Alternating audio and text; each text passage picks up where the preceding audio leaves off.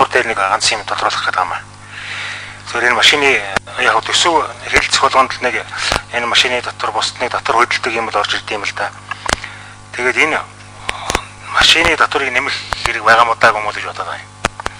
Яагаад гэвэл ер нь нэг том машиныг бол хүмүүс мөнгөнд нь багтаж ядсан дааш унаад идэх болов гэж бодоо. Тэр хуучин машиныг бол мөнгөөр хэмнэх гээд байгаа дааш унаад идэх болов гэж бодоо.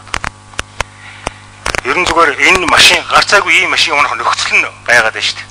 Жишээлбэл яагаад том машин унах нөхцөл байна гэхдээ зэрэг ерөөсөө зам муу хаашаач явсан одоо зайлшгүй том машин унах шаардлагатай байна шүү дээ.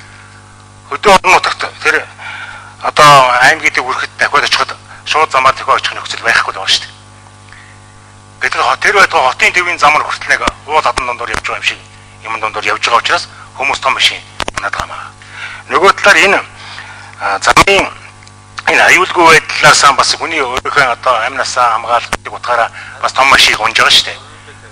Ийм юм нөхцөл байдлыг бүрдүүлж өгөөгүй байж шууд машины татврын нэмэл явждаг. Гэтэл шинэ машин хүн бүхэн аваад унах өнөхөр амьдралын нөхцөл болцоо муу хангагдаагүй л байгаа шүү дээ. Тэгэл түрүү Бацуур шиний хэлдгээр тэртэргүй эн чинь ерөөсөө аяндаа жам ёсороо шахахтаа явждаг гэдэг юм аа. гэж ингэж тэгээд энэ зүгээр би бол нэг юм асуух гэдэг татварт зайлшгүй мөнгө уусад мөнгө хэрэгтэй болоод энэ татвараар мөнгө оруулж ирэх гэж энэ юу оруулж ирээд байна уу? Эсвэл энэ одоо аюулгүй байдал утаа замын төгжрэл гэдэг шалтгааны улмаас энэ машинуудад татвар тавиад байна гэж.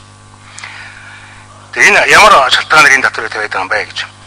Ерөөсөө зүгээр энэ асуудыг зохицуулъя гэж байгаа бол эсвэл ерөөсөө 10 жилээс дээш наслалттай машиныг оруулж ирэхгүй гэж хориглчмаар байгаа юм л. Тэгэхгүй оруулж иргэж оруулж ирчээд дараа нь татварыг нэмээд ингээд ард түмэндээ хүндрэл учруулад идэг.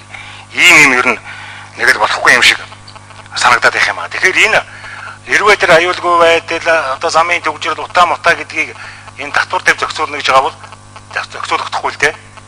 Ерөөсөө яаж татвар тавьсан хүмүүс бол тэр хуучныгаач том машинаас ундгаараад унаад явна. Энэ бол ажил талдаа зохицуулах болохгүй. Тэгэхээр энэ дээр одоо энэ жоохон эргэж харах тийм боломж байгаа юу байхгүй юу? Энэ бол татварын бол нэмэх асуудал, машины татврыг нэмэх асуудлыг би энэ дэмжихгүй байгаа юм да. За баг. За баярлалаа. За алтан гэрэлтшний асуултанд хариулъя. Энэ бол цэвэр зохицуулалтын маягаар орж ирж байгаа. Би бас түрүүн тайлбарласан.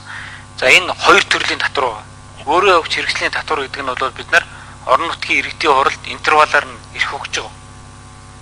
Тэгээ энэнгээрээ бол бид нар зөвхөн 3500-аас дээш ангиллын машин иргэдийн хурланд дээшигээ нэмж тогтоох эрхийг өгч байгаа. Тэгэхээр аймаг нийслэлийн иргэдийн хурлууд энийгээ тогтоогоод авъя гэхэл аймаг нийслэлийн орлого 8.3 тэрбум төгрөгөөр нэмэгдэх. Энэ бол цэвэр зохицуулалт. Хоёр дахь зохицуулалт нь болохоор онцгой албан татвар.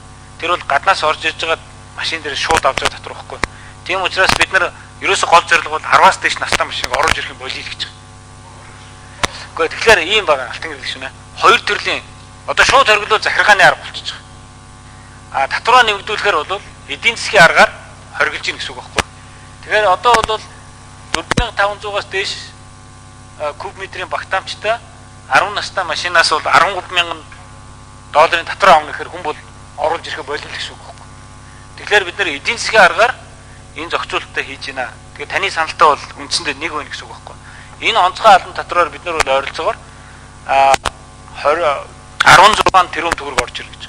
Орлого талдаа бол бага. Энэ зохицуулалтын хувьд аюулгүй байдал дээрээс нь одоо яг нэг нүгөө хэлэхэд тухайн улс орондоо бол төмрийн хог руу явж байгаа машиныг л хямдхан оруулж ирээд байгаа асуудал учраас энээсээ бодлогын хувьд бол зохицуулт хийя гэсэн ийм л зүйлүүдийг л бодлогын хувьд оруулж ирж байгаа. За дээрээс нь бас нэг тансаг хэрэгцээний концепцийг ярьж байгаад зөвхөн джип биш эн чинь том суудлын тэргүүнүүд байгаа дээ шүү дээ. Энэ бол өөрөө ангилалтаа хамаарж байгаа ийм зүйл байгаа гэдгийг хэлэх гэсэн. За баярлалаа. Юм цогт шүү.